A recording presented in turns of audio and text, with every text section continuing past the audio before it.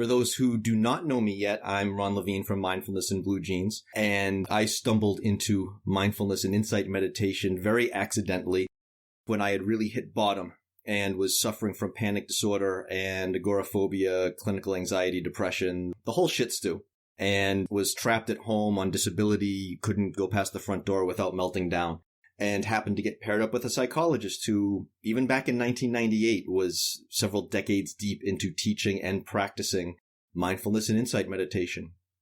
And he offered this to me as a way of dealing with my issues, and I was not impressed. I was unable to work, I was unable to go outside, and this guy's telling me, hey, why don't we watch the breathing for a while? Great. I only did it because it was all he gave me at first. I was sitting at home all day anyway. I didn't know what else to do, and I figured I'll do this just so I can go back to him and honestly say, dude, this didn't work. Can I have the real treatment now? And that was April of 1998, and here I am. Draw your own conclusions. There are some questions that come up fairly often from folks, and I wanted to cover a few of those today. I thought it would be good just to dedicate a session to some of these.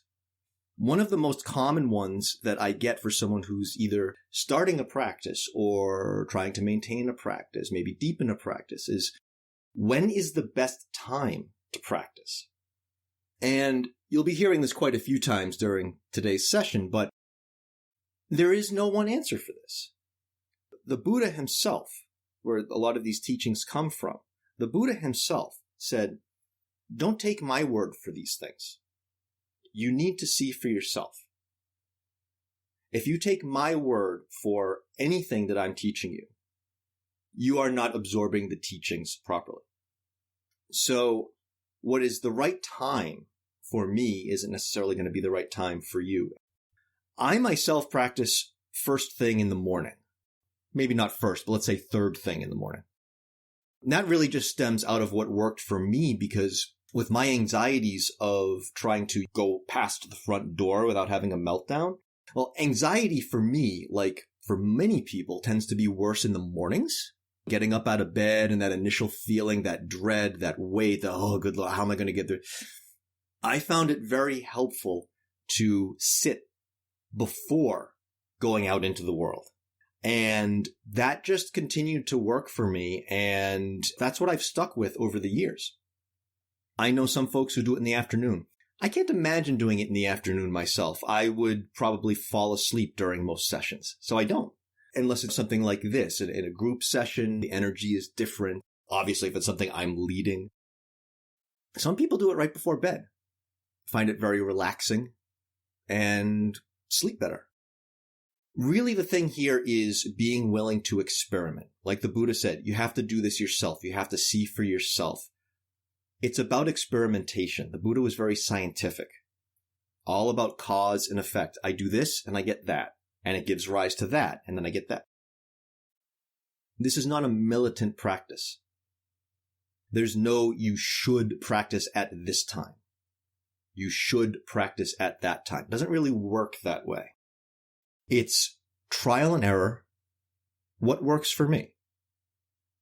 The one thing I will say is, especially if you're just getting started, consistency is very important. What we're doing here is building a skill. We're building a skill. It's like any other skill, like learning how to play a musical instrument. You're going to progress more evenly and more quickly if you practice for, say, a half hour a day rather than 3 hours one day a week. I really encourage you to try and find a consistent time, place as well, that you know will be available to you each day, and make it part of a routine schedule. And that's really what I've done, is I have my set schedule in the morning, and this is just part of it and has been part of it now for decades. That's really critical, more so than what the particular time or place happens to be. So we've got our time, or we've got our place. Well, how long do we do this? And again, this is going to be another case where we experiment. I remember my first sitting was 17 minutes and it felt like 17 hours. I've had 17-minute sits since then that have felt like 17 seconds. One sitting time isn't necessarily going to feel the same all the time. Now, I have a couple of options here. You could try sitting with a timer. I used to never sit with a timer. Now I usually sit with a timer. Why? I find it interesting to see what it's like practicing without even having to think about the time. Am I going to be late for that thing? Well, no, I have a timer going. It'll let me know when to stop.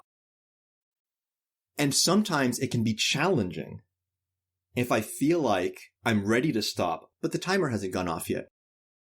Interesting. So what's it like to sit with that? What's that like? One of the questions I asked my first teacher, the psychologist, when I started practicing and had come to realize, there is value to this practice. And this was before I ever started practicing with a timer.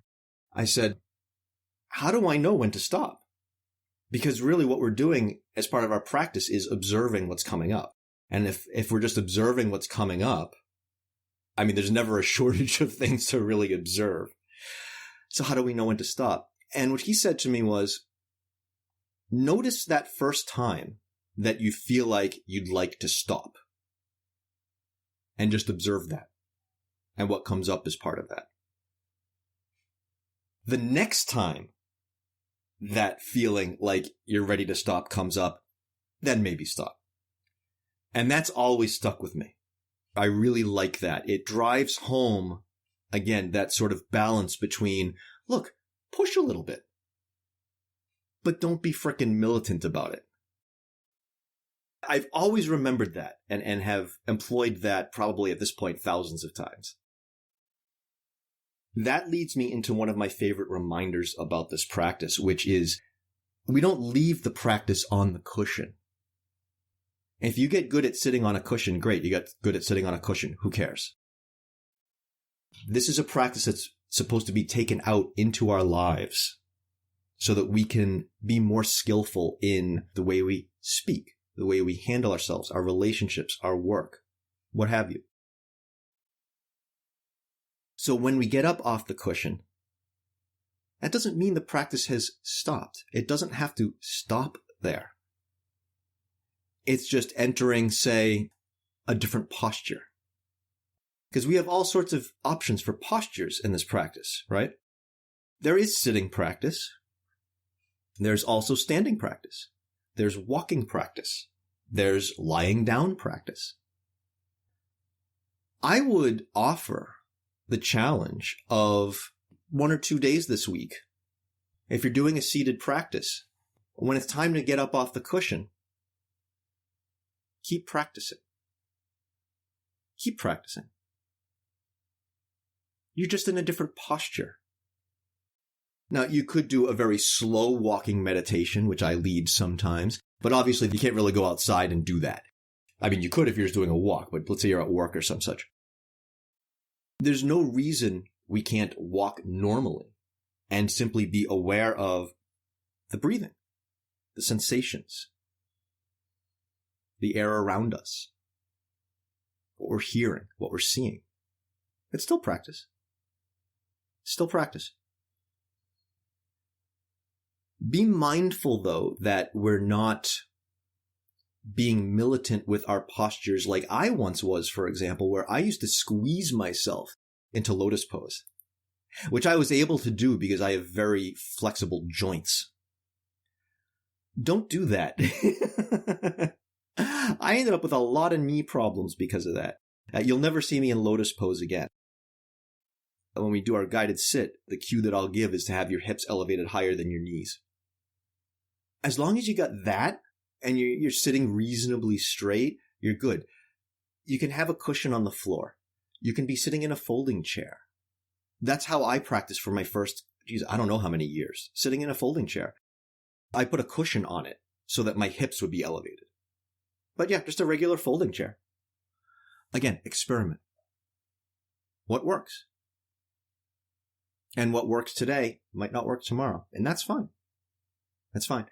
We're learning as we're doing this about the practice, but also about ourselves and how we negotiate the practice. The way that we learn to negotiate the practice is the way we end up learning how to negotiate our lives.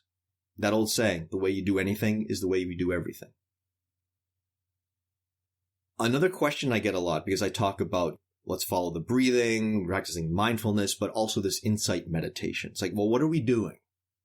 Are we watching the breathing, or are we practicing insight? And what does that even mean? Which one is it? Sometimes, by the way, I'll refer to these, but anapanasati is the name for breathing meditation, and vipassana for insight meditation, if you're familiar with those terms. I can only teach what I know.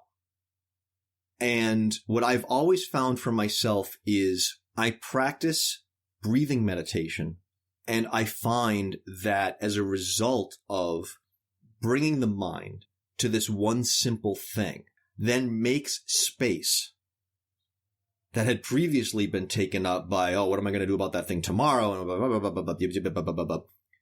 I've made some space now that that stuff has been removed. And within that space, insight arises. What do I mean by insight? Seeing. Not I seeing. Seeing how things actually are. Seeing how we actually are. Oh, wow, when this thought comes up, my heart rate increases. Gee, when I don't have anything to worry about, I start looking for things to worry about. Those weird human condition quirks that seem to never quite allow us to be truly happy, right? I don't really separate mindfulness and insight meditation because I find that one just leads into the other. And I know I'm not alone in this. I've found other teachers who have said the same. Some draw a very fine distinction. Others have noticed and practiced the way that I have, which is, oh, this just seems to naturally lead to that. Do they need to be separated? They haven't for me. I've done pretty well without it. So the thing is, you can't force insight. It doesn't work that way. You're really just setting the conditions. You're just setting the conditions for it to arise. So I hope that helps clarify that, if that's something that you've been wondering about. We could certainly talk more about it in the Q&A after the sitting, if that helps. So what are we actually doing? Like, okay, there's breathing and insight. Okay, what are we actually doing? Let's talk about mindfulness for a second. Mindfulness almost always gets equated with awareness. And I say this as someone who, for many years, equated mindfulness with awareness. And some of you know that I study a lot of a particular teacher's works, Thanissaro Bhikkhu. His translations and interpretations of the Buddha's work are extremely detailed, extremely comprehensive, and really get down in the weeds. He does not make that equation. Awareness has more to do with being alert. I don't mean hypervigilance kind of alert. Not the stuff that I was back in my panic disorder days when I was checking my heart rate and my breathing and not that hypervigilance. An observational alertness. For example, we are not passive recipients of our experience. It seems like that sometimes. Until we notice, oh, you know what? The things that come up in my mind, while I may not have asked for it, I kind of set the stage for it because of how much time I've spent thinking about those things. And the way I feel about it is affected by the way I felt about it before. Maybe the way I felt 5 minutes ago about something else. Because if we're very happy about something, and then we think of something that makes us not so happy, it feels that much worse. There's a dramatic shift there. Our feelings don't happen in a vacuum. There's a whole chain effect of this feeling coming up in the context of the one before it, and then the next one in the context of the one before that, and the one before that. You could take it all the way back to day one if you really wanted to. So we are not passive recipients of our experience. We're bringing a whole bunch of things to the dance that affect how we deal with what is presented to us, which in turn affects how we're going to feel about the things that come up in the future. That's an important observation, but we have to be alert to catch it because it's so automatic. We are so used to it. It's so habitual. So we need to have some level of alertness to catch that. Now, one of the problems with alertness is sometimes we're just not. We're just not. We're sluggish. We're tired. We're exhausted. And we just don't have that sharpness. And in those times, for me, I consider it enough to simply observe the lack of alertness, the feeling of, okay, this is what it feels like to not have that nice, crisp, alert feeling. It's hazy, it's sluggish, it's blah. Okay. There are several ways to work with that, and one of them is to simply say, okay, this is what this is like. It's unpleasant, maybe. And what am I noticing as part of this experience? And we gain some familiarity with it. This is also a time when we might shift our breathing. I don't usually teach controlled breathing, but there's nothing that says you can't experiment with that. Try some deeper breathing and see if it helps. You might adjust your posture. Okay, you're sitting. Stand for a while. Do a slow walking meditation. Move around a little bit. Or we might change our focus.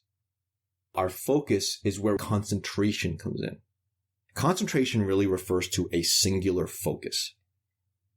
The trap that I see a lot of people fall into with that is making it too narrow.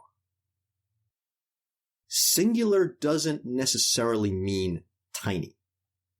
We can have a singular focus on how the breathing feels in the body while still taking in the whole body. Zoom in, zoom out. We can notice the feeling of the breathing just at the nostrils, just on the back of the throat, just in the stomach, just in the lungs.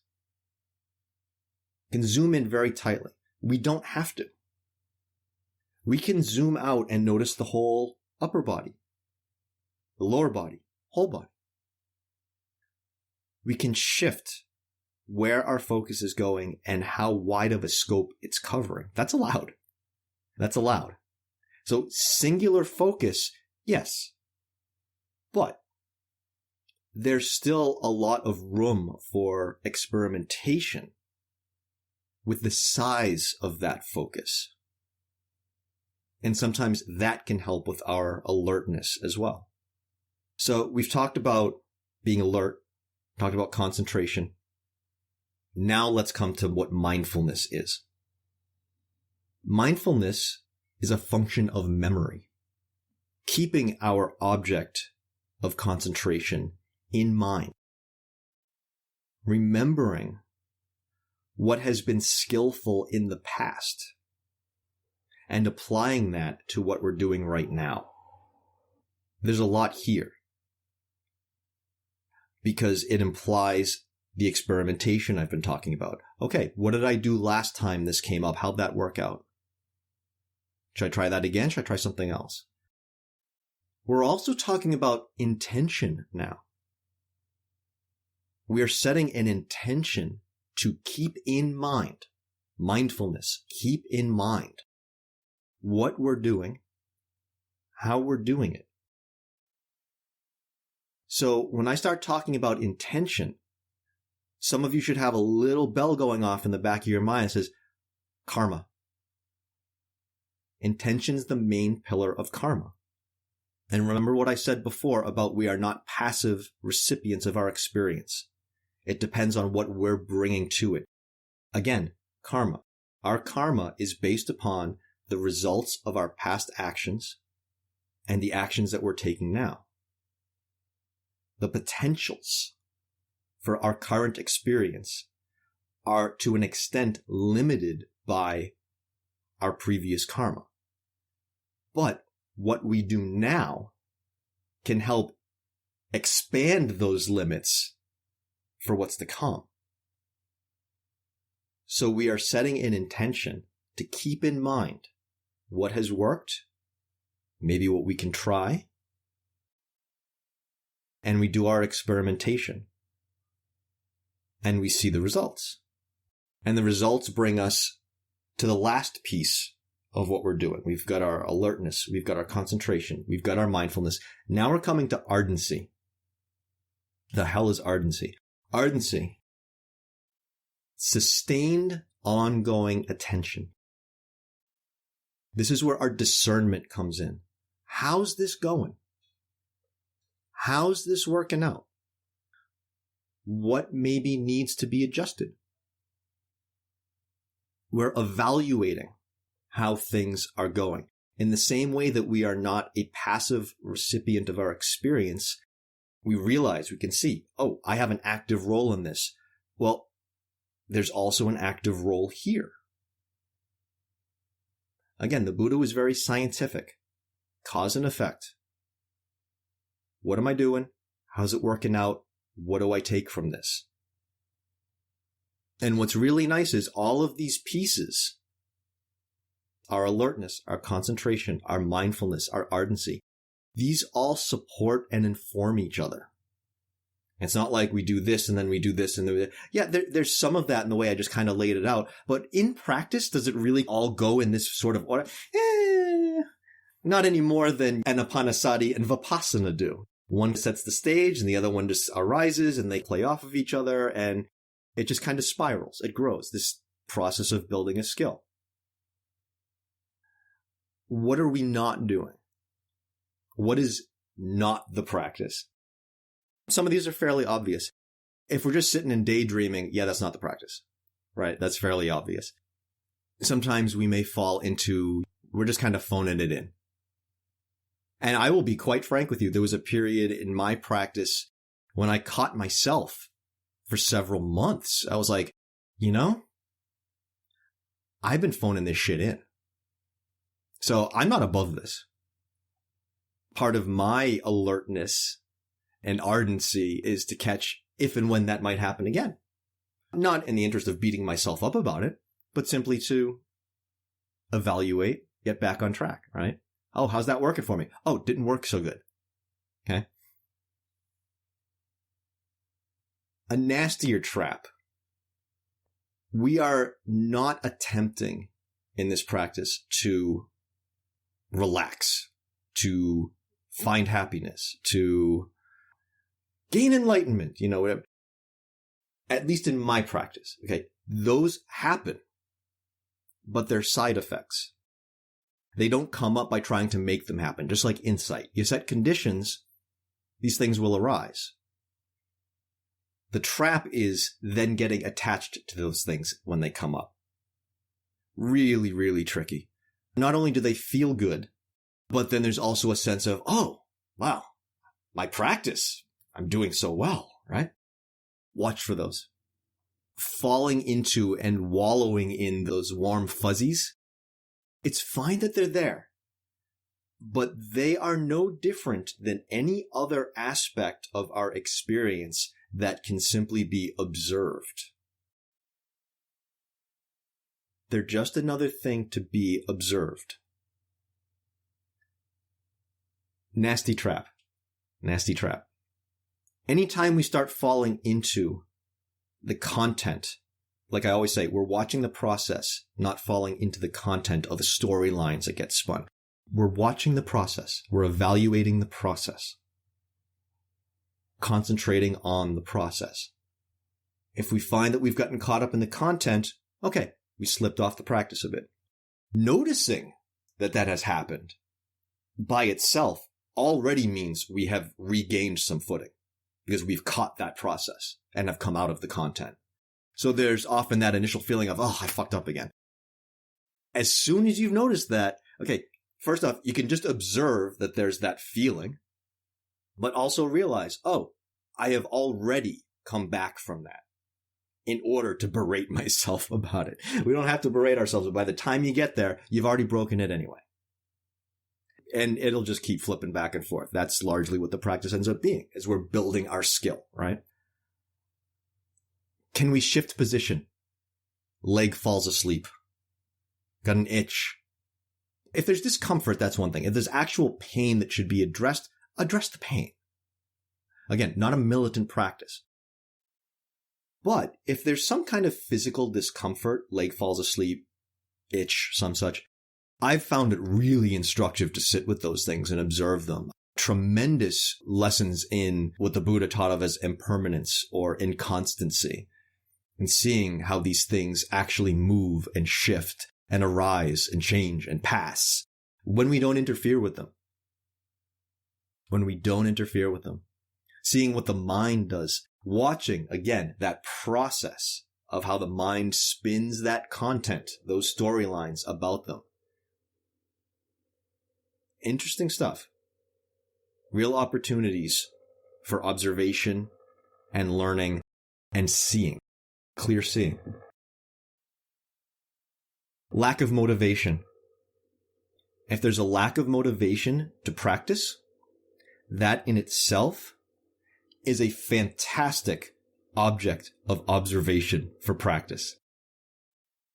One of the things that we're doing is observing our own attachment and aversion to things. Sitting with an aversion.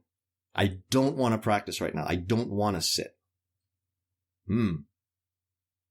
Strong feelings like that. Huh. Could be a hell of a thing to sit with, huh? Lots of energy there. Lots of energy there. And a lack of time. That's one that we get a lot, right? Some people say they have a lack of time, and then it turns out, it was really a lack of motivation. Some people genuinely have a real lack of time, which could point to some other issues, right? One of the nice things about this practice is it shows where things can be subtracted from our lives. It might actually gain us back a little bit of time. Oh, you know what? That thing's not really serving me. Never would have known that if I hadn't really sat and observed around it. But again, this is also an opportunity to take the practice off the cushion. I don't have time to sit today, but I'm going to be stuck in traffic for the next 30 minutes. Huh? Geez. Sounds like an opportunity to me. I'm stuck standing in line at the DMV. Oh yeah, I bet that's going to take a while.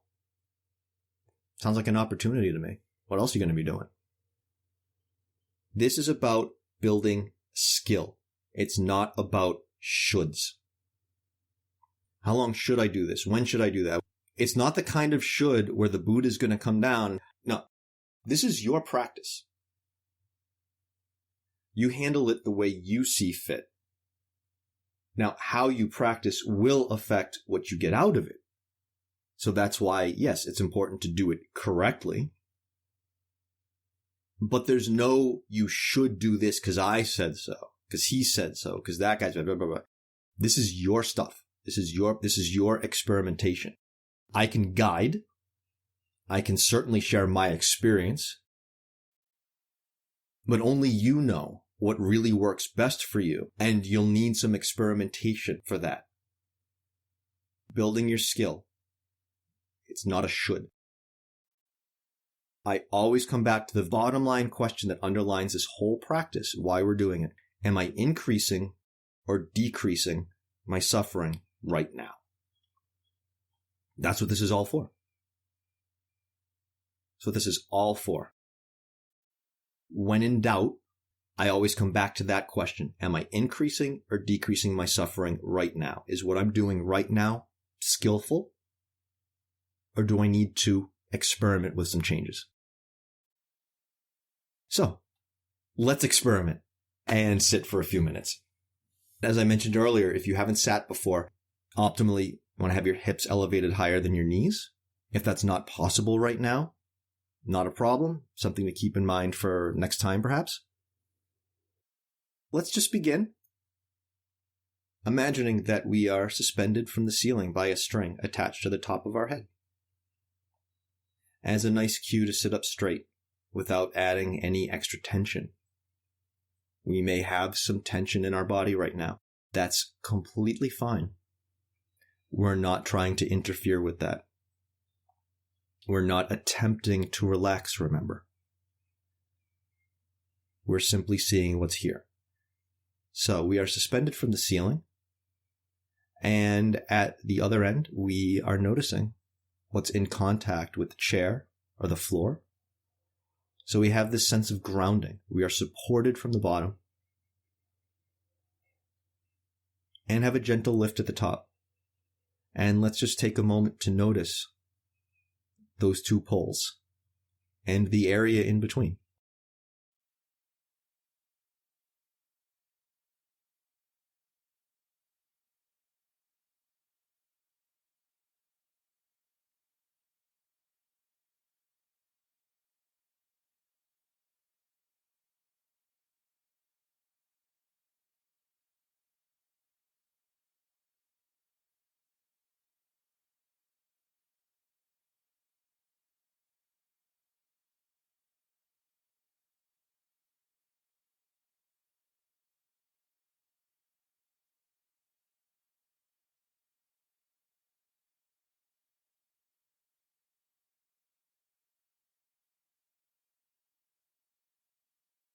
Now, we talked a bit about karma and its pillar of intention. The central pillar of karma is intention. Let's form an intention to bring our attention to our breathing without making any changes to it. Let's just notice it exactly as it is. There's no requirement for a long, deep, meditative breath. If you have a short, shallow breath, which I very often do, then our intention is to notice that short, shallow breath, or whatever breath you have right now. Let's hold that intention to see the breathing however it's being presented to us.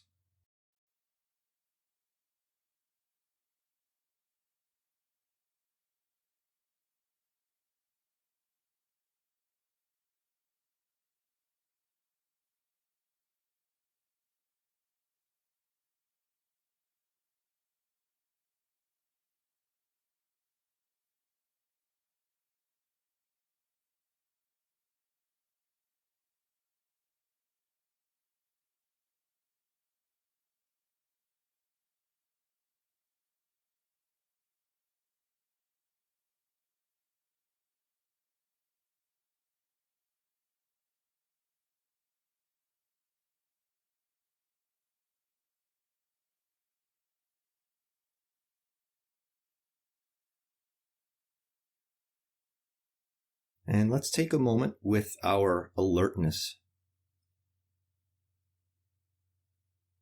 When I mentioned we're not passive recipients of our experience, each breath is a little different than the last.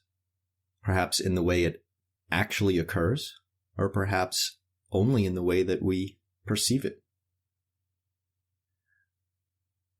But the way that we perceive it will be affected by how we feel about it.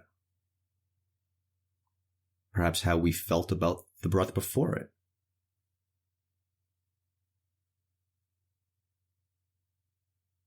Perhaps the mind state that we brought with us to the practice today.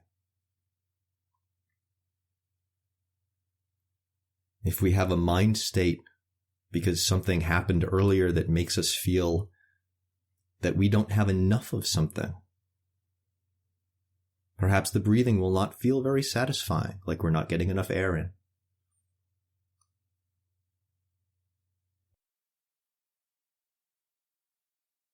Or perhaps we're feeling very relaxed, and so the breathing feels satisfying.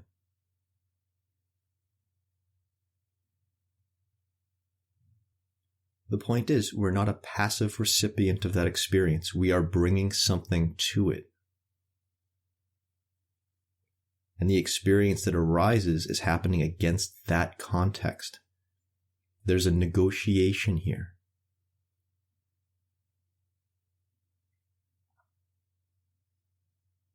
So can we maintain our intention to watch the breathing as it is, but also bring an observational alertness, watching how the process unfolds.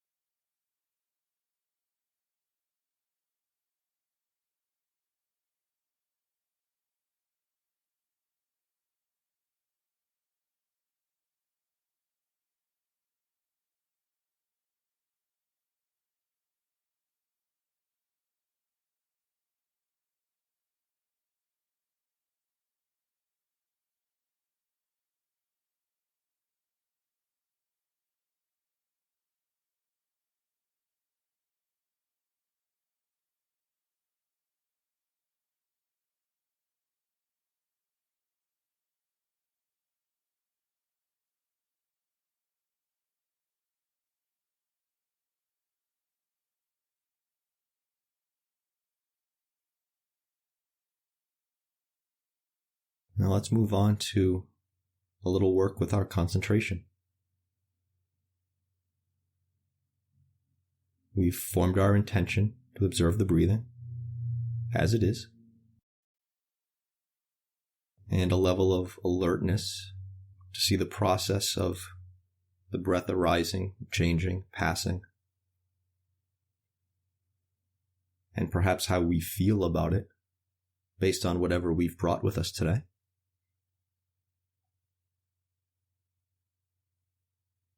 But let's hone our focus a little bit.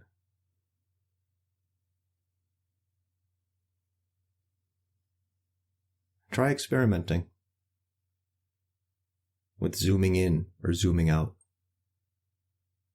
Some aspect of the breathing, perhaps a body part, or the entire body.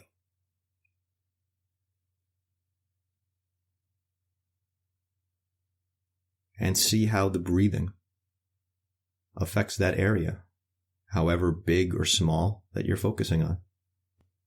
And see if you can maintain the intention to focus on that area and the observational alertness to see how the breathing affects it, and maybe vice versa.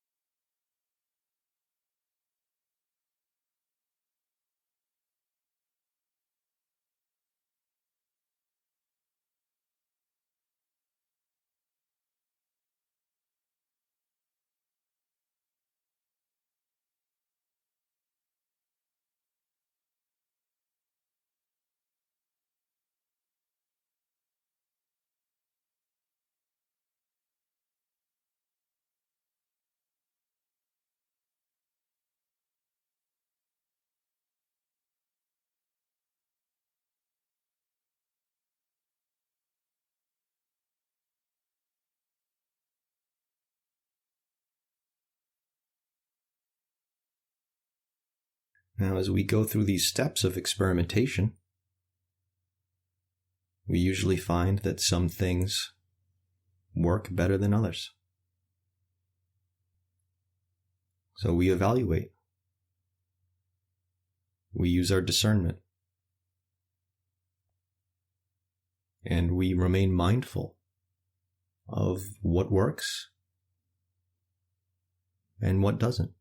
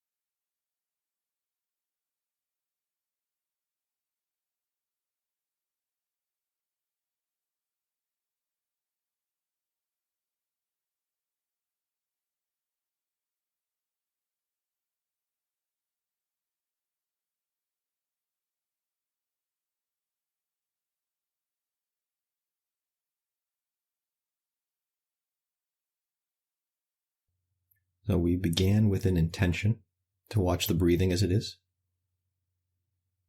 introduced some observational alertness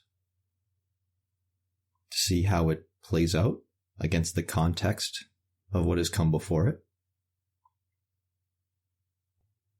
We've changed our focus, so we're concentrating at different zoom levels, see what works.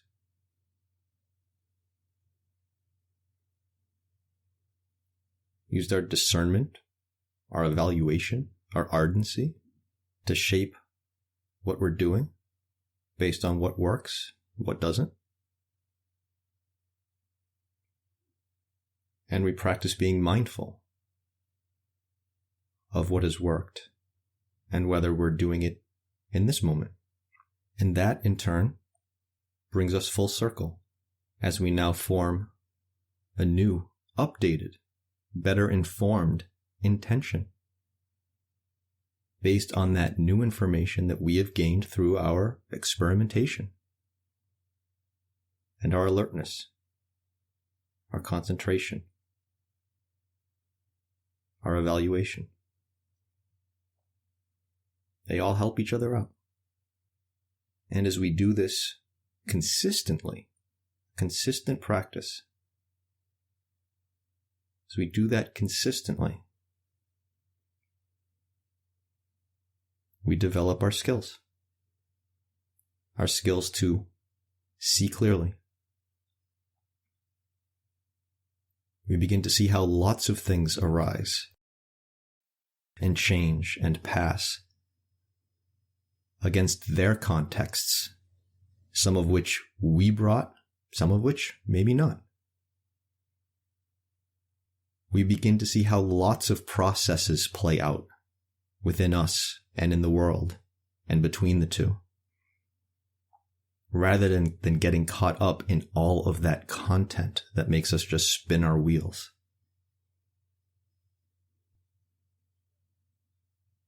We practice this on the cushion so we can clearly see off the cushion, so that more often than not, over time, we begin to have a good answer.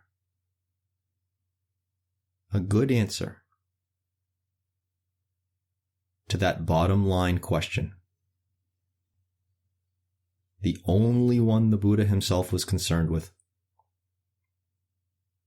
Am I increasing or decreasing suffering right now?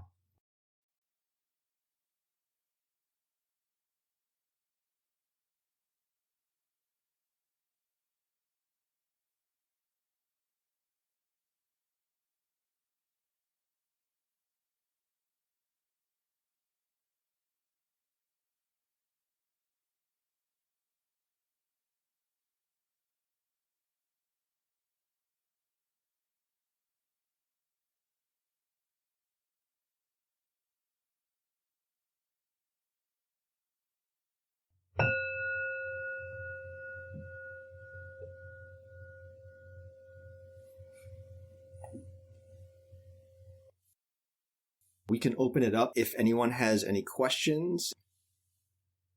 Yes, Allison. Hi, Ron. Thank you. That was wonderful. Cheers. I've heard the expression sit with a lot in meditation, sitting with frustration, sitting with grief, whatever the emotion is. Could you talk a little bit about what's meant by sitting with?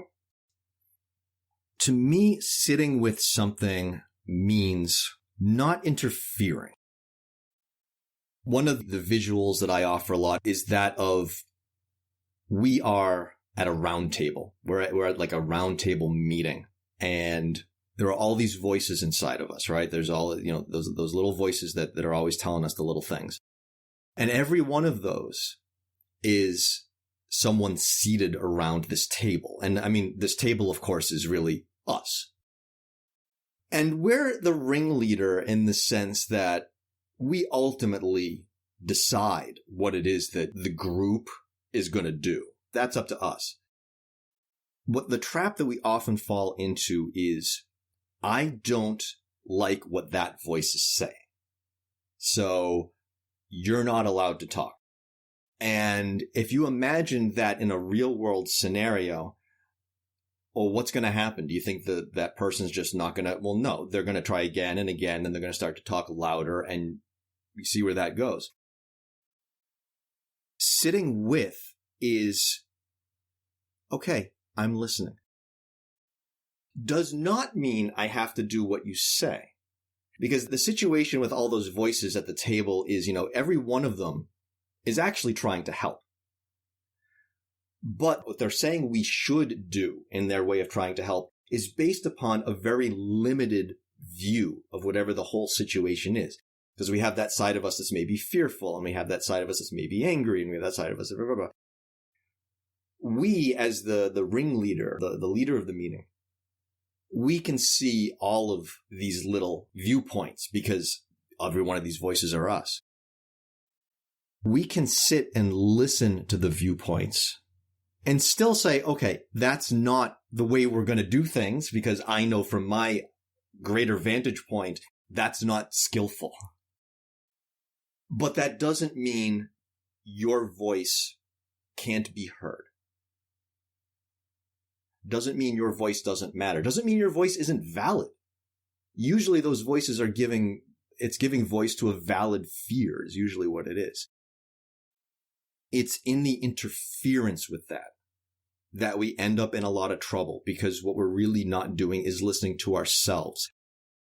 Where this really makes a difference is very often those things that we think are bothering us aren't actually what's bothering us. Usually those kinds of fears are coming from a place that is deeper. And this is where things like insight become very important, because we begin to see those things. But we're never going to get that insight if we don't listen to that voice. Because that voice is like a plant coming out, and we need to get into that soil to find out, well, what is growing this voice? Where's this voice really coming from? And if we're not even going to listen to the plant, we're sure as hell not going to get to the soil. So to me, sitting with something means the same way I don't have a requirement for my breathing when I practice, I don't have a requirement for what arises during my practice. It's not up to me. And if a certain voice has something to say, I don't have a requirement that it shut the hell up. I can sit with it. Okay, what do you got? oh, wow, what you're saying is really asinine. But I hear you. I hear you. And I know where you're coming from. And by the way, thank you. Thank you for your effort. It just brought to mind, this literally just brought this to mind, and it's such a good example. When I was a kid, me and my mother, we had a cat. And I still remember one day my mother told me this story. I was like, holy crap. She's like, yeah, this thing happened. I was like, whoa. My mother was cooking and happened to set off the smoke alarm. You know, something went sideways, smoke alarm goes off.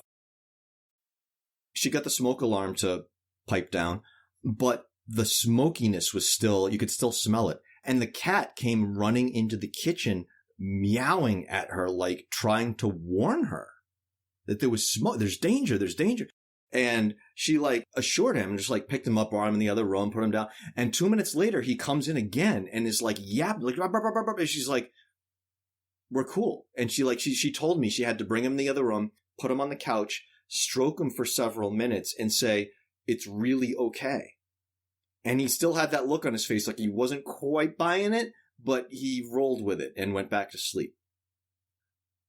And it reminded me of that. He had a limited viewpoint of what was going on and was shrieking about it. And holy shit, wow, thank you. Thank you. And yeah, we heard you and it's actually okay, but thank you. And she quite literally sat with him. I hope that helps. That's a great analogy and it makes complete sense. Awesome. Thank you. Cheers. We have one in the chat about recommending breathing through the nose or the mouth. I've been doing yoga for, seems like forever. And we practice a very specific kind of breathing in the style that I do, which involves breathing in through the nose and out through the nose. And that is typically what I do in my practice. Usually the advice for breathing is to breathe in through the nose in general because it cleanses the air and purifies and so forth. If you're breathing in through your mouth, you're taking in a lot of crap that nasal passages clear out and so forth. So I would generally recommend breathing in through the nose at least, unless there's a good reason not to, like allergies or what have you. Breathing out, I would leave that as an experimentation, what works for you kind of a thing. Experiment, but generally speaking, I would default to breathing in through the nose at least. I received a message saying, can you explain the plant and soil analogy again? I'm struggling with outside distractions and finding it hard to be grounded, especially with intrusive sounds. That's a good one. When I first started practicing, and when I say first started, I mean like my second day, I was sitting in the bedroom of my apartment and had closed the door, and our two cats on the other side of the door seemed suddenly very curious about what it was I might be doing in the bedroom and started meowing incessantly at the door. And again, this was like the second time I'd tried practicing on my own. I was riddled with anxiety and panic. At this point, I was looking for some kind of relief, right? And I still didn't think that this practice was going to offer it, but I at least wanted to see if it could. And here were these cats who were like yapping at the door, interrupting my practice, right? And I'd open the door and shoo them away, and then they'd come back, and then I'd open the door and shoo them away. I got pretty angry pretty quick. And at one point, I think I got up and I like threw open the door and I said, will you be quiet? Can't you see I'm trying to sit with what's happening right now? Unfortunately, I heard myself and how asinine that was. I was like, oh, wait a minute. This is what's happening right now. And gee, look at how I'm handling it. Huh. Years later, I was sitting in one of my yoga classes. Before yoga class started, I got there early and was sitting in the room by myself, just having myself a sit. The yoga teacher had left on the radio in the room, and it was kind of loud. And I was like, oh, okay. I just kind of sat with it. After about 10 minutes, the teacher comes walking in, and he like apologizes. He's like, oh, Ron, I'm sorry. how are you sitting here in spite of the radio being so loud? And I looked at him, I said, I'm not sitting in spite of it. I'm sitting with it. And he was like, right. If we have a requirement for silence when we are practicing being with what is, and let me know how that works out for you. Because life is not quiet. Now, that doesn't mean we don't, when we try and find our consistent place to practice on of course, we want to try and find a place where we're not going to be interrupted. We do want to find times when we can practice where it will be quiet so that we can build our skills for when it won't be. But if we are finding ourselves experiencing suffering because there is sound, oh, now there's something to practice with. What are the requirements? What are the storylines? Or to put it more specifically, the message that I received here said, especially with intrusive sounds. What's intrusive? Now, sound is sound. We don't judge whether there's a sound. We judge whether it's intrusive, because what's intrusive to one person could be delightful to another. Intrusive. I would submit that it doesn't matter so much what the sound is. There was a day almost a year ago when I was working and had the windows open, and all of a sudden I heard all of these horns honking.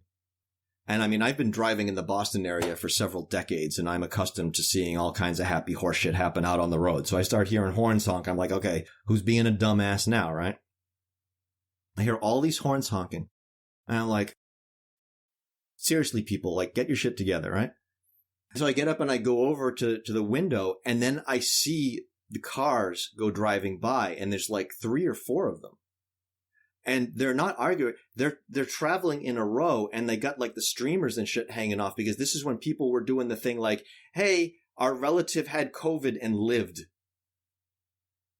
Some of you had this happening in your neighborhoods where people would go, they do a little celebration, like, hey, and I saw that and I was like, well, don't I feel like an asshole? Now, same cars, same sound. But I now had a different perspective, which had completely shifted from who's being a dumbass to, oh, wow, someone pulled through COVID. Good on you. Cool. It's not the sound, unless it's causing literal actual deafness, actual harm. It's not the sound. Substitute whatever you want for it. A sound we find annoying, a person we find annoying, what have you. Sometimes we don't want to hear that because it is so fucking annoying. Like, no, it's not me, it's them. But logic will not bear that out. The other example I always give is if you flip somebody off on the street, you're going to get a very different reaction than you get if you flip off the Dalai Lama. Same finger, 2 very different reactions. It's not something inherent to the finger. It's on the recipient. So the question becomes, how do we work with that? Because we're not going to change those cars. We're not going to change that honking. How do we work on ourselves? The only thing we can change. And that's really where the insight comes in. To bring it back to where the question started was to talk about the plant and the soil. That's the plant and the soil. What's really bothering me? What's really bothering me? And developing that insight, oh, this is where this feeling of annoyance and maybe anger is really coming from. Really coming from. We can really dig into that when we are sitting with an intrusive sound, and we can watch in real time. We bring that observational alertness in real time. So when I was sitting in that yoga class that day with the radio that was on too loud, whereas I once thought that the 2 cats were interfering and being a hindrance to my practice, now I was sitting with this radio that I didn't find very pleasant, but I viewed that as an opportunity. Oh, I get to sit with this sound that I find unpleasant and watch in real time what happens, what plays out, what kind of content and storylines get generated, and how that process all plays out, and what it generates. And, gee, what causes suffering? Getting caught up in those storylines sure does. What about when I just watch the process of those storylines getting written? Not as much. Not as much. Is it still unpleasant? Yeah, there's unpleasantness. Am I adding a bunch of shit on top of that? No, not like I was. Not like I was. As one of my other teachers likes to say, even a bad situation is a good situation. I think we have time for one more. Yes. Scott. I don't have anything major to say or ask, Ron. I just wanted to say thank you for the presentation. I've been a depression patient for a number of years and had done a little dabbling in mindfulness earlier this year. Had a lot of trouble with it, not knowing how to do it, doing it right, etc. My current therapist has been working with me with a workbook about depression and mindfulness, and it's starting to break through. And I just wanted to thank you for this presentation. I find it real interesting and hopefully more forward-looking and forward-moving in my recovery, as it were. So thank you. Thank you for sharing that. In case it helps, when I do my intro session, what I call my Mindfulness 101, it's called Am I Doing This Right? And the reason I call it that is because anytime we ask ourselves in the course of a practice like this, am I doing it right?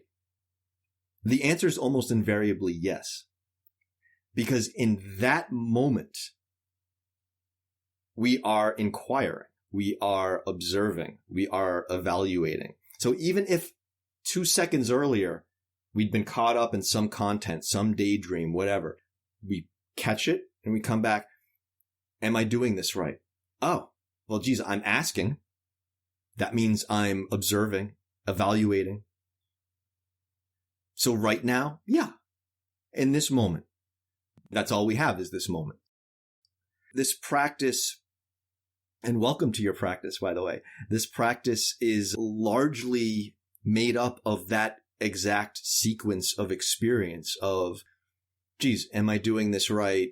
I should, and then, we spin off into something and then we catch it and it's like, and we get a little upset of ourselves maybe. Oh, I lost it again. And then we come back.